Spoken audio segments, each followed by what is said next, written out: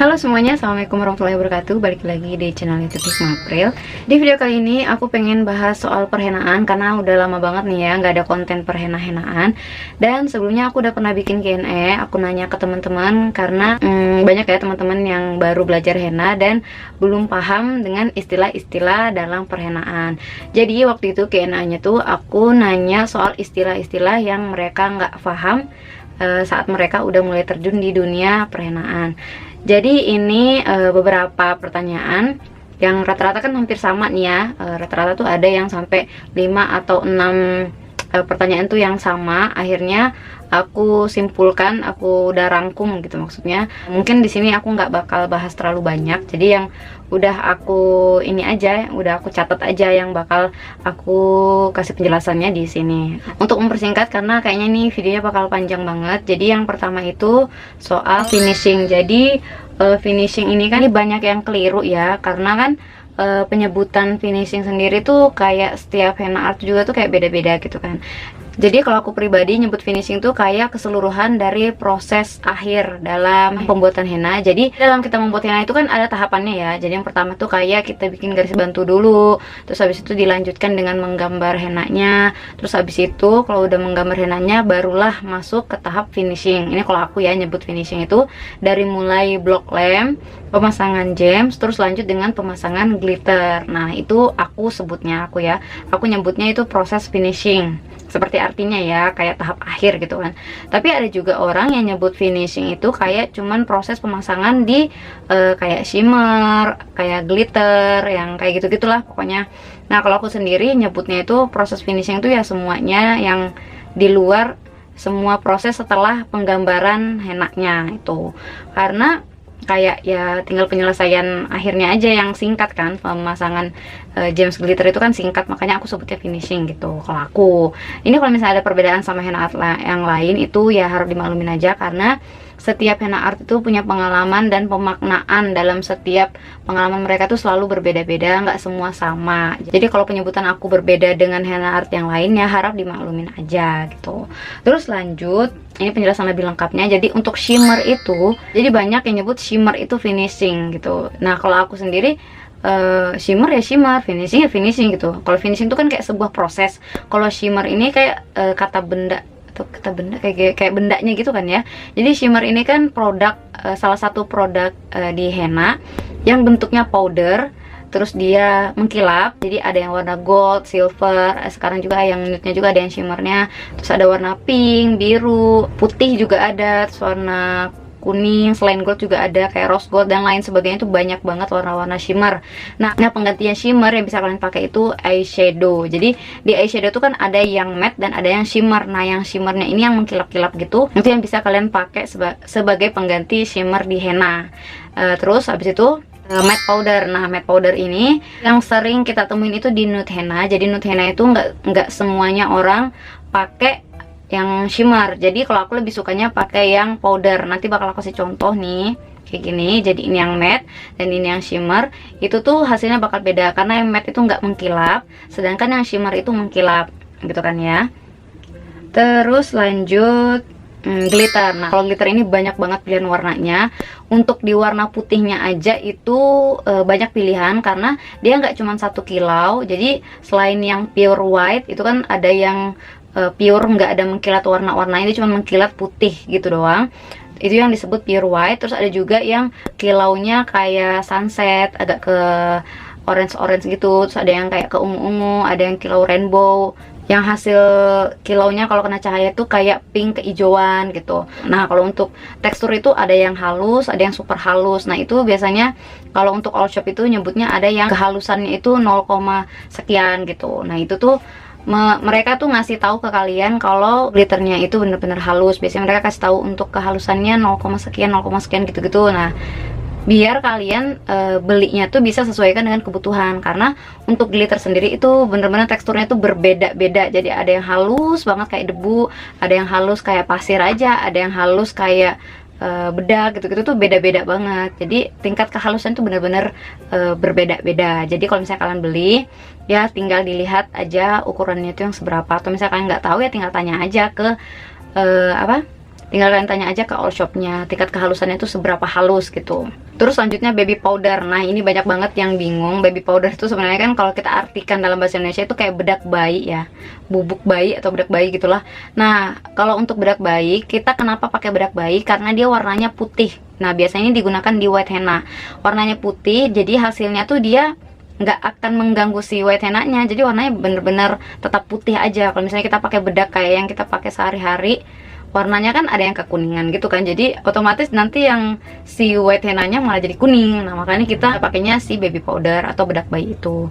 Nah adapun untuk penggunaan si baby powder ini, itu biasanya aku disesuaikan dengan kebutuhan. Nah kalau misalnya kalian udah pernah nonton video ini, di sini aku udah jelasin cara penggunaan baby powder. Jadi aku biasanya penggunaan baby powder itu untuk jaga-jaga kalau misalnya aku pakai henna white yang finishnya lengket, otomatis kalau misalnya mau pakai baju terus mau dipasangin plastik, dia bakal nempel ke plastik kan ya. Nah untuk menghindari menempelnya si white henna yang finishnya lengket ini ke plastik, aku pakainya tuh baby powder. Jadi misalnya kayak aku belum selesai nih ya menggambar white henna, terus habis itu klien tuh harus pakai baju gitu, nah itu aku pakai baby powder untuk menghilangkan lengketnya si white henna ini. Nah jadi itu gunanya, biasanya aku salah satu contohnya ya. Nah jadi kan kalau misalnya kayak belum selesai gambar, baru selesai satu, terus satunya baru setengah nih, si pengantin udah mau pakai baju. Nah ya udah dipakein baby powder itu, pakai kuas aja biasanya aku, terus disapuin lembut sampai merata ke seluruh bagian white henna-nya, sampai kita rasa kayaknya udah nggak lengket, baru dipakein plastik, baru si pengantin pakai baju. Tanpa plastik juga itu aman, asalkan dia udah dikasih baby powder. Itu terutama untuk yang white henna-nya finishnya lengket, karena kalau misalnya dia lengket kita pakein baju ya otomatis white henna-nya bakal rusak ya. Nah terus untuk situasi lainnya, biasanya aku tuh pakai baby powder saat penggunaan glitter warna. Nah penggunaan glitter warna juga ini aku ada yang pakai baby powder, ada yang enggak. Nah kalian bisa lihat videonya di sini, aku udah pernah bikin video penggunaan glitter warna, jadi kapan aku menggunakan si baby powdernya kayak gitu. Nah nanti kalau misalnya ada yang kayak kurang jelas, tinggal kalian tanyain aja di kolom komentar. Terus lanjut, henna nude di block lem atau enggak. Sebenarnya ini bukan istilah ya, karena yang waktu itu aku nanyain di Kenya kan soal istilah, tapi nggak apa-apa, kita bahas aja di sini sedikit demi sedikit. Kalau misalnya kurang jelas, nanti tinggal ditanyain aja di kolom komentar. Jadi untuk penggunaan henna nude ini, kalian boleh di block lem, boleh juga enggak. Kalau aku biasanya tergantung situasi aja gitu. Kalau misalnya kayak si pengantin kulitnya kayaknya ya bisalah terjaga si henna-nya nih, kayak kulitnya kering gitu ya, terus dia nggak ada masalah apa-apa, kulitnya nggak gampang berkeringat dan lain sebagainya, terus juga waktunya kayak mepet gitu, biasanya aku nggak block lem. Tapi kalau misalnya aku pengen lebih mantap lagi hasilnya, biasanya aku block lem. Apalagi kalau misalnya kulitnya dia benar-benar gampang keringetan, mendingan di block lem aja gitu. Nah adapun untuk cara blocknya nanti bakal aku buatin video terpisah aja. Sebenarnya aku udah pernah bikin, cuman mungkin kurang jelas, jadi ada di video ini. Cuman banyak yang kayak kurang jelas, jadi nanti insya Allah ya, semoga bisa secepatnya aku buatin yang versi nude henna di block lem dan tanpa di block lem gitu. Lanjut, istilah dalam motif dan desain. Kalau untuk istilah dalam motif dan desain ini emang banyak banget ya, karena untuk motif sendiri itu emang beragam banget ya. Jadi kalau untuk kita di Indonesia aja nih kan, kita nih kan banyak yang pakai motif-motif tuh nggak cuman yang batik-batik gitu doang gitu. Misalnya contohnya aja nih ya, kalau misalnya kita orang Indonesia kan identiknya sama batik ya, jadi untuk batik aja itu motif-motifnya itu banyak banget, jenis-jenis batik tuh banyak banget. Ada yang batik Kalimantan, batik Jawa juga dibagi dalam berbagai jenis motif juga banyak banget. Terus habis itu kayak motif dasar. Nah motif dasar nih kayak hams, terus abis itu ada line, ada dot, ada apa lagi sih, kok aku jadi lupa. Pokoknya banyak banget, nanti bakal aku sertakan dalam bentuk gambar aja kali ya. Jadi ini beberapa yang aku pakai untuk pengajaran teman-teman yang baru belajar henna dari dasar banget. Dan aku juga pernah bikin kelas henna gratis buat teman-teman yang baru mau belajar henna. Jadi di video ini, kalau misalnya kalian ketinggalan, boleh banget ikutin ini live ya, hasil live yang aku save. Jadi ini untuk dasar banget. Nah adapun untuk template-nya tinggal kalian cek aja description box di video itu. Nah terus lanjut, flat, istilah untuk flat. Jadi flat itu datar kalau arti dari Indonesianya itu flat itu datar. Jadi flat itu kayak teknik menggambarnya kita tuh si produknya itu nggak dipencet, nggak dipaksa gitu keluarnya. Jadi yang keluar apa adanya aja dari konnya itu kita geser-geser, jangan sampai timbul gitu. Jadi untuk flat itu pokoknya dibuat sedatar mungkin. Dan ada juga beberapa produk kayak white henna, nude henna yang dia tuh kalau misalnya kita pakai lama-kelamaan, kalau kita pakai yang tipis ya, kalau kita pakai tipis dia tuh bakal ngeflat, jadi kayak datar, rata sama kulit dengan sendirinya kalau misalnya udah kering. Nah, jadi kalau misalnya kalian pengen belajar teknik white henna, jadi yang pertama harus kalian kuasai itu adalah teknik flat. Karena white henna tuh bukan cuma soal pegang konnya atau menguasai konnya aja yang susah ya, tapi juga dalam penggambaran untuk teknik flatnya itu juga harus dikuasai dengan benar-benar baik, baru hasilnya juga bisa baik gitu. Karena ketahanan juga ditentukan dari si teknik flatnya itu gitu.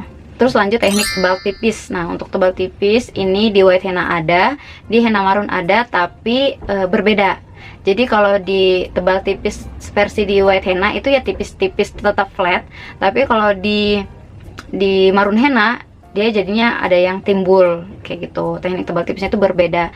Nanti mungkin harus kita buatin video terpisah. Jadi udah 2 PR nih ya video terpisahnya. Jadi yang pertama tentang henna nude yang di blok dan tidak di blok. Terus habis itu tentang flat dan timbul tebal tipis di henna white dan marun henna. Udah 2 nih ya PR tambahan buat aku. Terus lanjut finishing henna nude. Nah, untuk finishing henna nude ini sebenarnya dia ada 2 cara ya, ada 2 cara. Jadi nanti bakal masuk di video henna nude yang di blok dan tanpa blok, karena ya itu 2 caranya itu di blok dan nggak di blok. Karena banyak banget yang untuk sekarang tuh pertanyaan yang paling banyak tuh tentang nude henna itu loh, karena banyak yang belum ngerti soal pemasangan dan finishingnya. Nah, terus lanjut istilah untuk hari H, H-1, H-2 atau the day. Nah, jadi banyak teman-teman yang biasanya tuh pembahasan di henna marun kan kita sering nyebutin hari H, hari enggak cuma henna marun aja, sebenarnya di henna white, henna nude juga kita sering sebutin ya. Jadi hari H itu hari atau tanggal acaranya. Misalnya kayak kita mau 17-an misalnya nih ya, walaupun udah lewat ya, mau 17-an. Nah, tanggal 17-an ini kita misalnya mau ada acara. Nah, acara kita ini ya tanggal 17-nya itu ya hari H-nya. Nah, adapun tanggal 16-nya itu H-1, tanggal 15-nya itu H-2, dan adapun H+1 itu tanggal 18-nya. Terus habis itu H+2 itu tanggal 19-nya. Jadi di sini udah paham ya dalam pemaknaan hari-hari ini.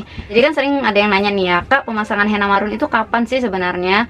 Kalau aku sering jawab ya, H-1 itu pemasangan henna marunnya, terus pemasangan aksesoris itu di hari H. Jadi ya itu sehari sebelum acaranya si pengantin itu kita pemasangan marun hennanya, terus habis itu di hari H-nya kita pemasangan aksesorisnya kayak gems dan glitternya kayak gitu. Terus lanjut yang terakhir ini, mengatur jadwal job henna wedding. Kalau untuk mengatur jadwal ini kayaknya agak panjang ya penjelasannya, jadi nanti aku buatin di video terpisah.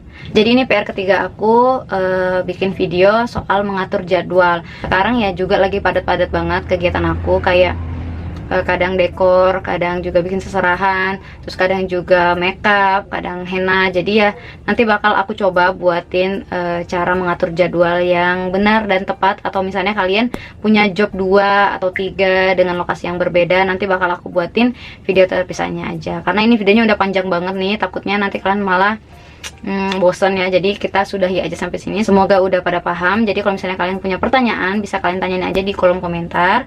Dan untuk video-video lainnya kalian bisa cek di description box aku. Nanti aku bakal sertakan di description box untuk kalian yang pengen nonton video yang aku sebutin di sebelum-sebelumnya. Jadi kalian kayak lebih nyambung aja gitu. Kalau misalnya udah nonton sebelumnya terus nonton ini, atau nonton ini nanti kalian sambung lagi dengan video yang lainnya yang udah aku sebutin. Jadi kalian tinggal cek aja di description box aku. Oke, segitu aja dari aku. Thank you for watching and see you on the next video. Bye bye.